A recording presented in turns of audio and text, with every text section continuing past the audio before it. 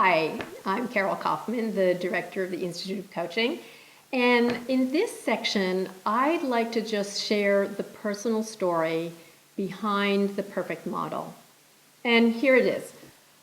I started out as a clinical psychologist, and how do I say this? My first orientation, theoretical, this is sort of like a theoretical and personal journey. So first of all, from a theoretical perspective, the perfect model is one of technical eclecticism. So what is that? That just means that you don't limit your perspective and what you offer someone from one theory. My own feeling is that theories correlate with reality. They're related to it, but there's not a single theory that can actually capture everything. I think we just don't have a good enough unified theory. And people are too complex. The world is messy, and I'm just not convinced one theory is going to do it. So I like to borrow from lots and lots of different theories and perspectives. And I want to tell you how that happened through my own personal story.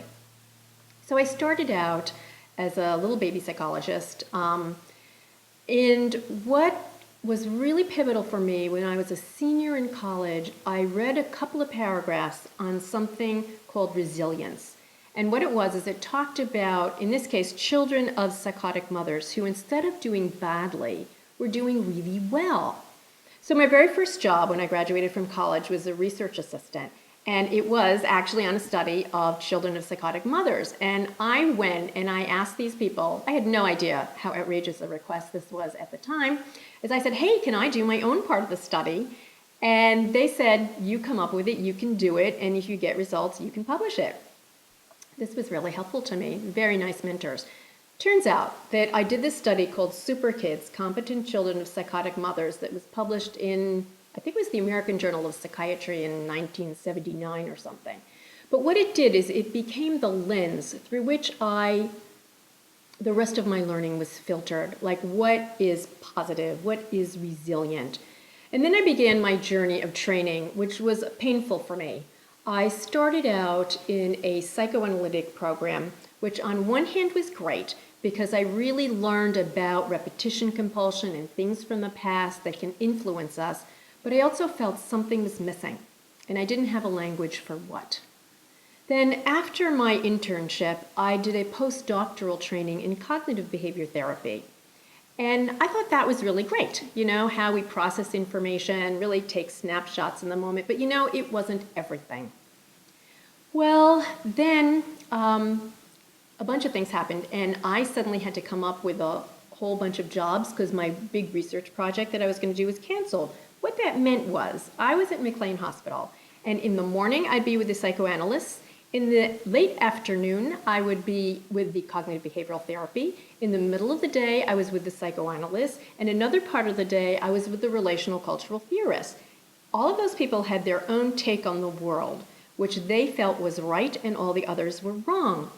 But it's a little hard to put down the psychoanalyst when you're with the cognitive people if you're having dinner with the psychoanalyst that night and you're having breakfast with the cognitive behaviorist in the morning. So on a personal level, it forced me to think, how do we put it all together? It can't be that just one perspective is right.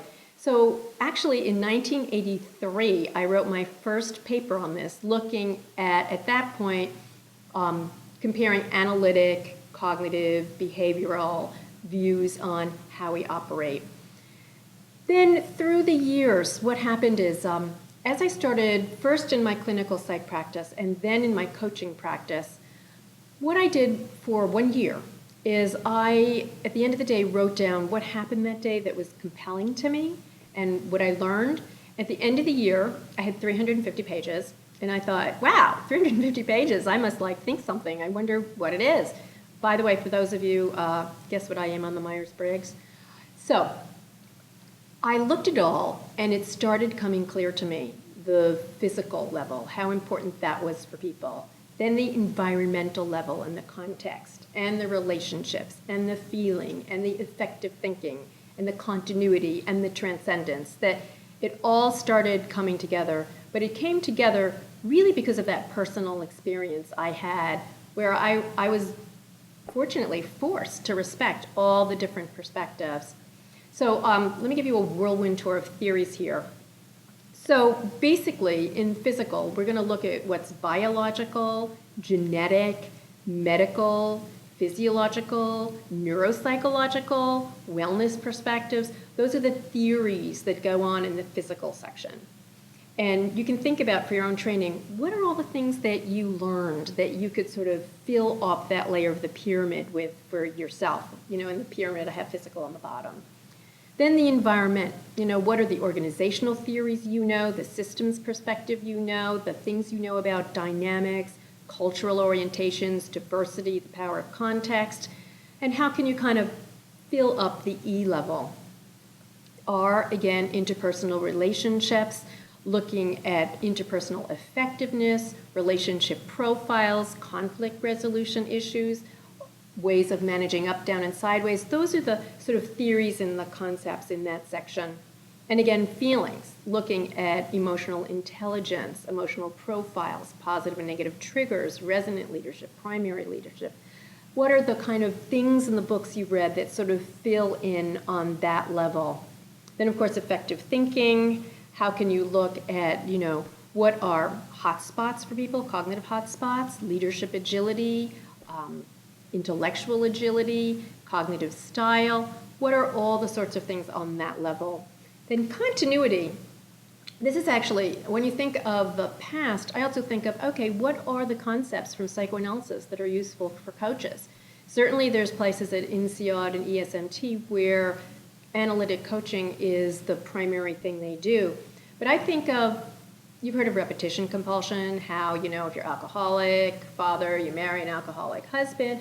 What about positive repetition compulsion, where maybe you've come from a wonderful family, or despite the pain of your family, there were wonderful things that happened, and how do you recreate that wherever you go?